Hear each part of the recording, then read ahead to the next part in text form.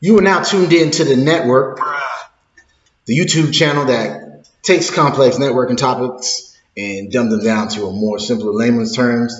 Today's topic is section 6.3, configure and verify logging. We're going to go ahead and continue with the rest of these topics that we cut off from yesterday. We did local logging. Today we're going to cover syslog debugs, conditional debugs, and we're going to also cover 6.3b, timestamps. These are topics in the CCNP route exam. It'll be known as the CCNP Enterprise exam come February 24th, 2020. Let's go ahead and take a look at the exam blueprint and see where we came from and where we're headed. Hashtag labeveryday. Go ahead and visit labeveryday.com. Also, go ahead and check out certificationkits.com where we're going to cover the Syslog lab. And also check out, I sound like a damn TV station, don't I? Go ahead and check out networklessons.com and GNS3Volt.com. That's where I get the GNS3 Labs. All right, so this is the exam blueprint implementing Cisco IP routing. We are doing exam code 300-101. It'll also be covered in, most likely, exam code 300-401, which is the core route exam or core CCNP exam. We just wrapped up the section 6.3a local logging, right? But we just did local logging, right? Today we're going to do syslog debugs. We'll also do conditional debugs. And then we're going to go ahead and throw a little timestamps because that should be a quick one. I was going to separate these in a couple videos. And I said, you know what, I should be able to talk about all this in one video. I don't want to have y'all flipping next to the next video, right? Let's go ahead and discuss syslog messages. We discussed local logging in the last video. So basically, it's almost the same thing as syslog because you see syslog or logging messages on your screen, right? The only difference between the two is the logging messages are on your screen and they are stored locally on your device, right? Syslog is when we take these messages and we dump them off onto a server. Let's take a look at this topology real quick. We pretty much discussed this in the last video. Let's say we have somebody logs into this firewall, right? But they put the wrong password and they get an authentication failure, right? We could keep that log message locally on our server, on our firewall. We could see the log message says, boom, somebody failed, and keep that log message on the firewall. Or we could do syslogging, where we take the log message and dump these messages onto a server. And that's what we're going to do in this lab today. I got hardware. We got a switch, a router, and we're going to install Kiwi Syslog server, which is a free application that you can get. I'll send y'all a link and put it in the description below. So we're going to take these messages and dump them onto a server. Now, we're not going to do this portion right here because basically that's like if you're an administrator and you have these messages, you might be out on the road somewhere or, in the middle of an office, an important meeting, right? And if the network goes down, you'll get that alert on your phone. And that's what we're doing. We could export these messages to to your email or to your phone. You'll get an alert and you'll know about anything that happens on your network before somebody even calls you about it. So we can also, again, view logs by just doing show log. We can choose the size of the buffer within our local device, right? But this is locally, right? We want to dump them off onto a server, which will probably have more space to log or keep these logs, right? So that's one thing we can do. Now, this is more of a local logging command. This is internal, so we don't have to really worry about this part. Again, we talked about what syslog messages are. If you want a quick review, you can either look at this video or we'll just do a quick one today. Remember, there's 8 levels for the type of messages, right? Level 0 is if it's something really serious. The system is unstable. We need to really hurry up and look at this device if it's a level 0 message, right? All the way to level 7. Level 6 is informational. Level 7, it's like debugging messages. You can see something like, I don't know, like OSPF recalculating, and then that will be a debugging message. Or if somebody pinged your device, you can get you can create ICMP debugging.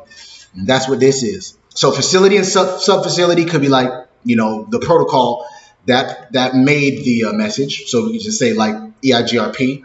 Severity is one of these levels right here, 0 through 7.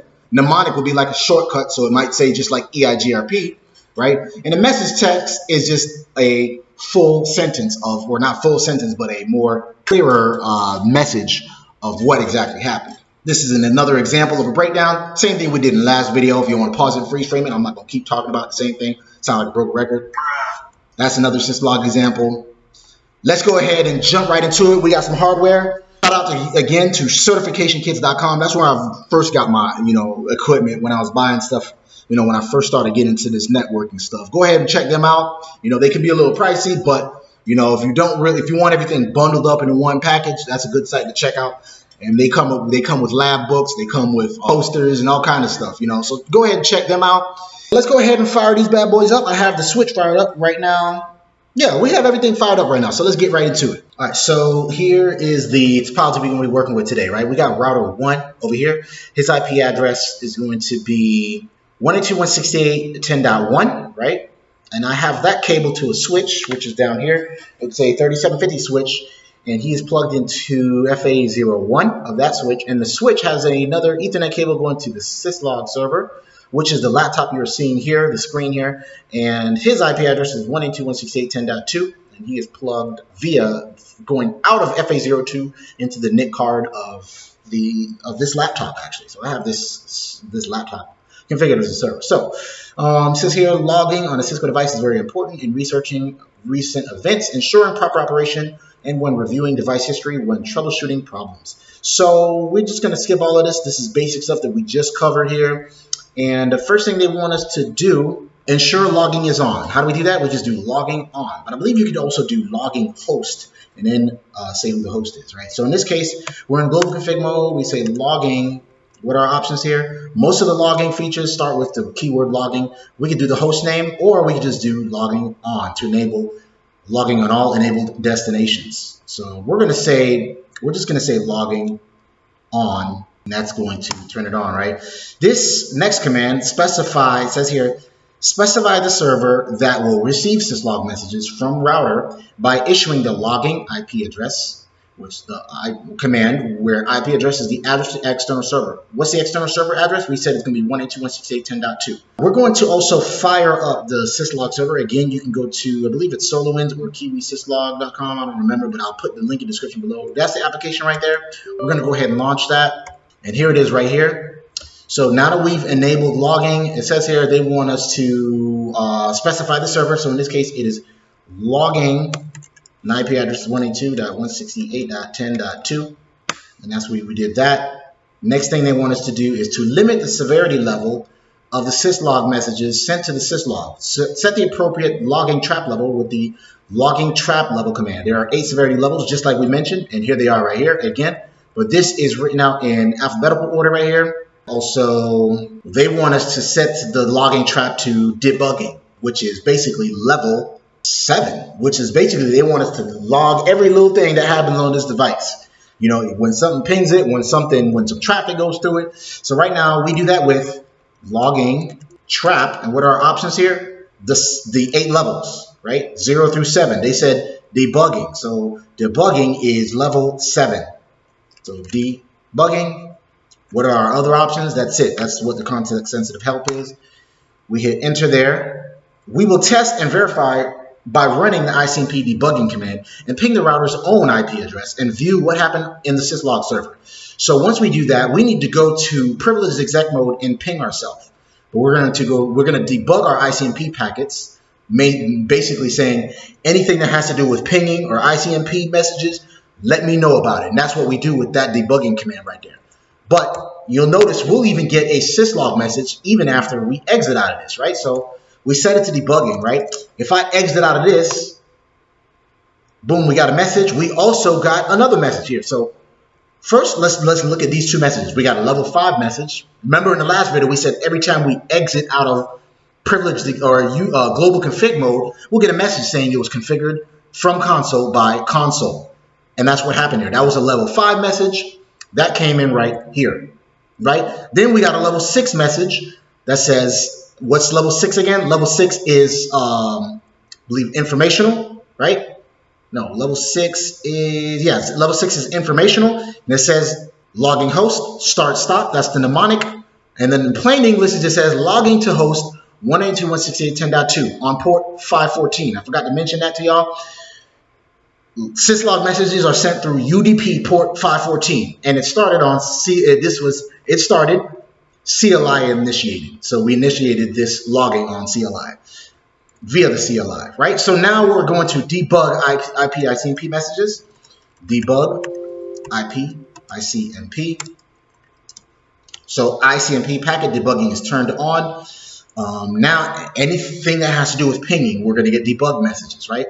So notice, this is almost like SNMP, but we're seeing the exact messages this is just syslog, right? So now what are we going to do here? We're going to go ahead and ping ourselves. Ping 192.168.10.1. Now we got all these syslog messages coming in, right? These are not syslog, these are just debugging messages. We pinged ourselves, right? Then we got these debugging messages right here that came into the syslog server, right? They just came in. We could do, that's the latest one that came in right there, right? So basically we pinged ourselves and we see those messages. We're going to see what happened here, what we've done so far with show logging. We've got 80 messages that were logged, right? We didn't set the log size. The log size by default is 4096 bytes. We've got, what else did we do here? We're logging to 192.168.10.2, which is the laptop or the syslog server. We are doing that through UDP port 514, just like I mentioned. Audit is disabled, link is up. And how many messages we got here? 1, 2, 3, 4, 5, 6, 7, 8, 9, 10, 11, 12 messages, right? And that's what it says here. 12 message lines logged. And that's what happened here, right? What else we got going on here? Next, we'll enable the community string on router 1, the default strings. So this is more SNMP stuff. If you want, we could just do a little quick review on SNMP. So we are going to go to File, Setup, and go to SNMP here. We're going to make sure that these options are the same, right? Port 162. Remember we said that on the last video. IPv6 is port 163. I guess I didn't mention that. Syslog local 7, debug, syslog, OID value. These are the fields we're going to be looking at. So all of this is by default. We'll leave all of this as is. We're going to listen for SNMP traps. Click apply. Okay. Let's go ahead and clear these bad boys. And we're going to set up SNMP on router 1. The default values are, so we're going to use the default community strings. But remember, this is not recommended as it says here. So we're going to go to global config mode, SNMP-server, community, router _1. We're setting it to read only, right? Now enable all SNMP traps to be sent and specify the location of the SNMP server where traps will be sent. We're going to send it to 10.2, which is this laptop here, or the SNMP server, right? We're going to say SNMP-server traps SNMP. We're going to say SNMP-server host. The host is the server, right? This syslog server, 168.10.2. The community string is router _1. Then we're going to test and verify to see it recording in the syslog server. We're going to bring up interface loopback 99, basically. Interface loopback 99. Once you create one, it automatically goes up. We should see it come up right here in the syslog server. And it is up. This is a level 5 message, change state to up. Okay, so moving right along, debugs. Debugs are useful tools when troubleshooting specific issues. There are way too many debug commands to go over here, but you can apply and view them by typing debug and a question mark on the router, which we will do in a little bit. To disable current debug, just issue the same command with no preceding it. So you just do no debug and then whatever it is. Or you could turn off all debugging by just doing undebug all, or just U space all, which I try to do a lot. U space all, and that turns off all debugging. Now, remember, there's 8 severity levels, right? And debugging messages are level 7, right? So that means every little thing that happens on this router, you're going to get a message on it, right? Well, we can turn them off and turn them on with the debug command, and then you can choose what type of debugging you want to see. We will fire up GNS3 and play with that a little bit.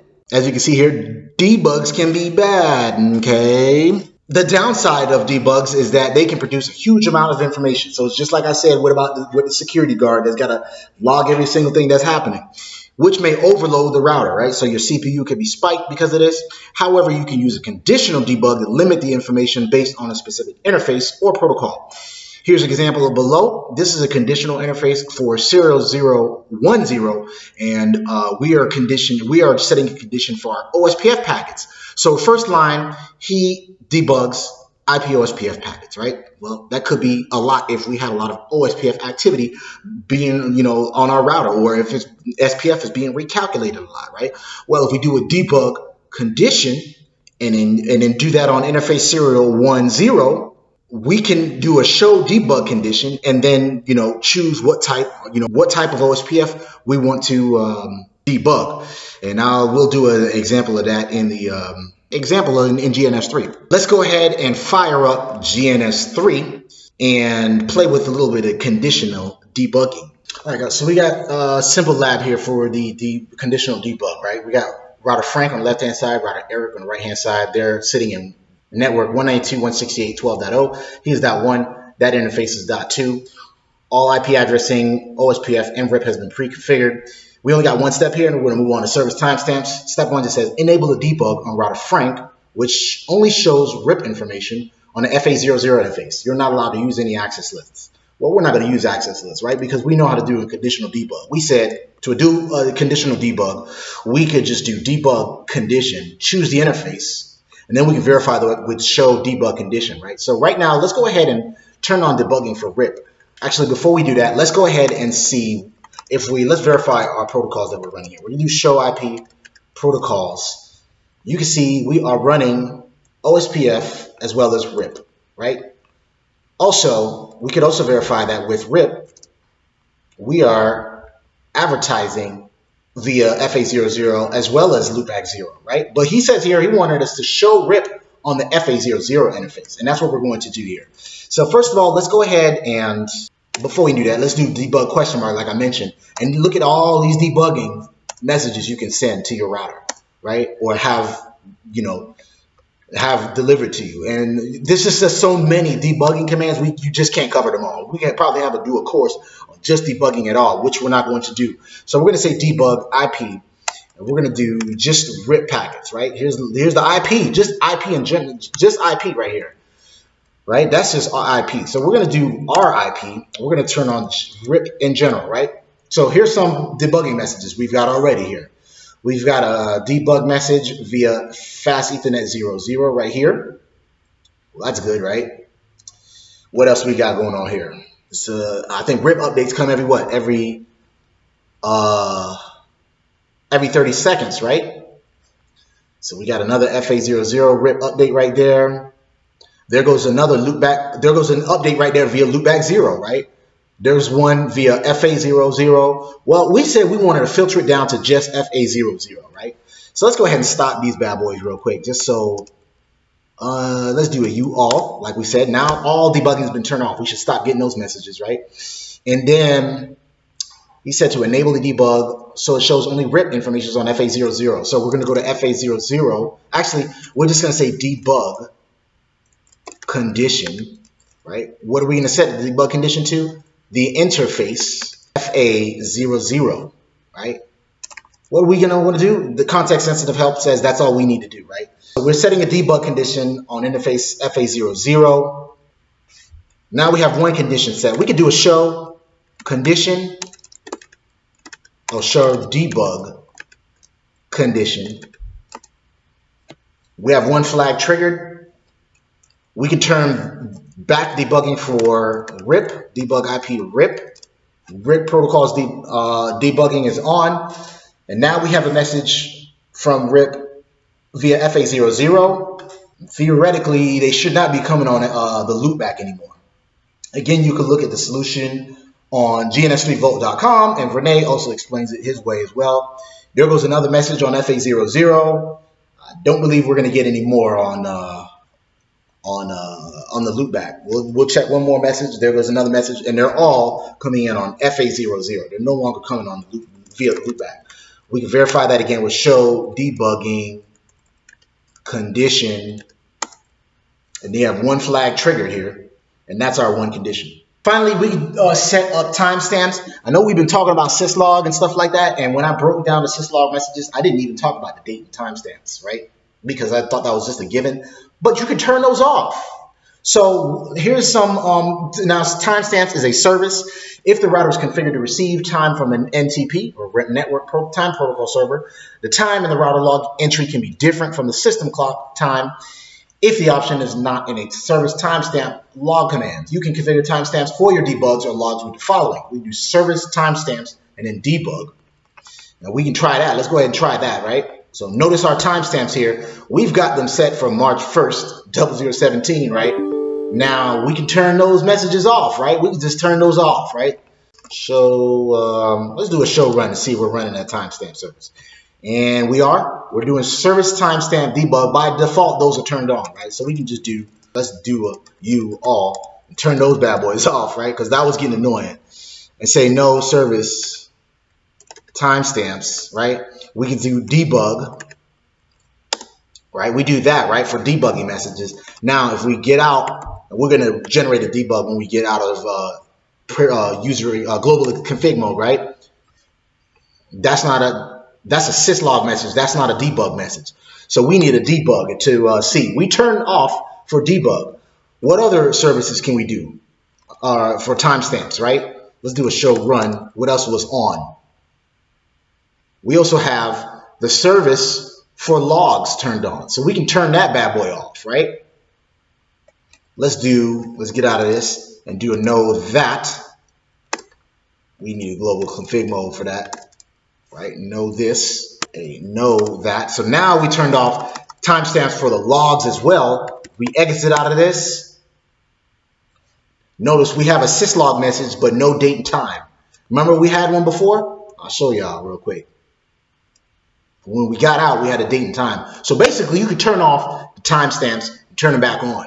Again, you can further configure this on which time to put at the end, on the end of the message.